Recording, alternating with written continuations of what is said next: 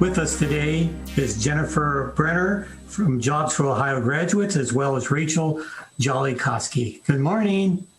Good morning. Great. Let's start out with some basic questions. Tell us a little bit about yourself. Let's start with you, Jennifer. Okay.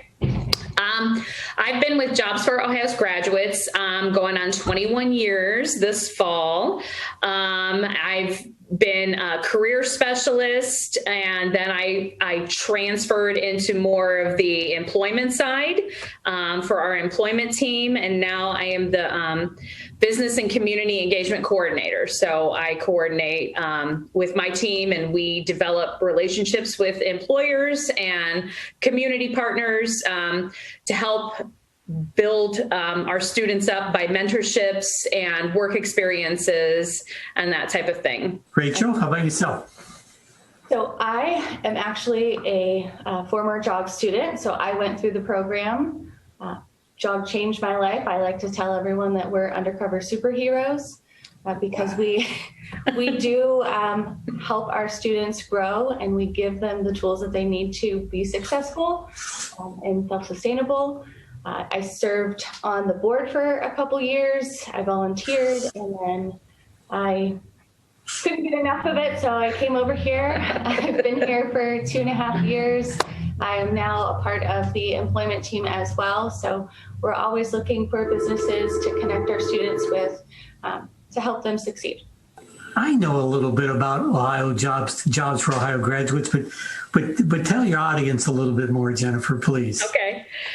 Well, we're a nonprofit organization. We work with students ages 16 to 24 with soft skill development, career development, job placement, job attainment, college preparations if they're going off to college, GED if they need to finish their high school diploma.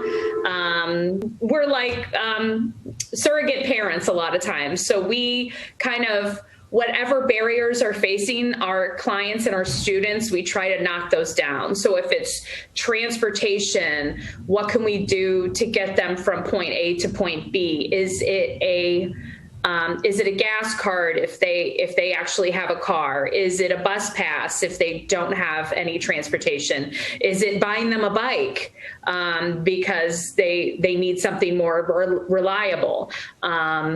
Is it daycare? Is there daycare barriers that our clients need? And then we can help them navigate that process to obtain daycare so that they can get off the system and become self-sufficient. Yeah, wonderful. Rachel, question for you, since you actually were a part of the process a couple of years ago. What did you find about the program that really enabled you to just get engaged and really get started and to really help you along that path, if you will? Yeah, so again, I alluded that we're undercover superheroes. When I joined Jog, I was very shy. I was homeschooled. You couldn't talk to me without me having a panic attack. And I was introduced to the Jog program. My career specialist, very much like Jen said, all of our staff here, they helped me realize that some of those things are excuses and how you can get over them. So, my barrier was my own mind. So they helped me go through that. There was plenty of employers that would give me mock interviews, give me that opportunity to mess up, to cry, before I finally got comfortable enough to do it on my own. And that's just what we do. That was the first person that believed in me, the first person that pushed me to soar. And that's what we do for every single one of our students. So how can businesses get connected with this opportunity?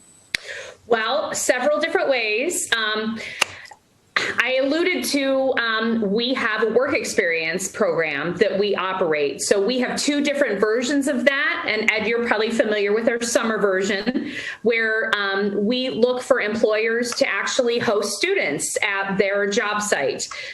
We pay the kiddos, so they don't go on your payroll. We're just looking for employers who want to provide a valuable introduction to the work world to our kiddos. We also have a year-round work program where the employer actually gets to interview prospective candidates and then hire them directly. And then we reimburse that employer up to $2,000. Basically, it covers the training costs associated with hiring somebody with not a whole lot of work experience. So it kind of hedges your bets, so to speak. So if there are any employers or businesses that would like to connect, they can reach out via our email at employment@jogworks.org, or they can check out our website. It's www.jogworks.org.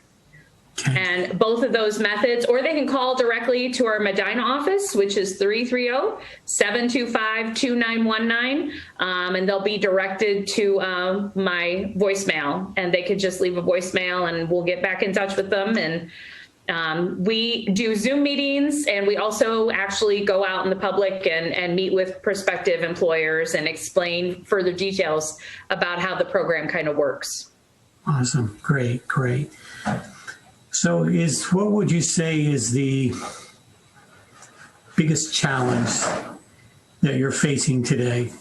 The pandemic have anything to do with it, or? Absolutely. When we're working with our GED kiddos, they get really excited when they're on the path, and then that path goes. So trying to get them re-engaged, trying to teach that material online is very difficult. So I applaud every teacher out there who is attempting to do this, because it is not an easy task. Trying to keep them engaged when there's so many distractions at home. A lot of our clients are young moms.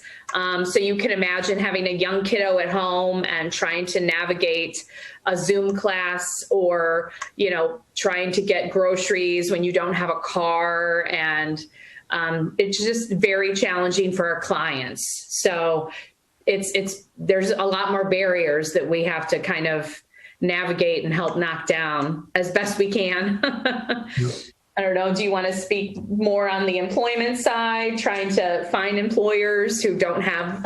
Yes. So the struggle is, again, everything is virtual. So we're trying to reach out to employers virtually, whether that's cold calling or the word of mouth. So we're at a point where we have kiddos that are kiddos, as she says, participants that are ready to work. And again, with transportation always being something that is usually a barrier for our students, we need employers in all of our counties. So, again, we're in Medina, Trumbull, Summit, and Stark.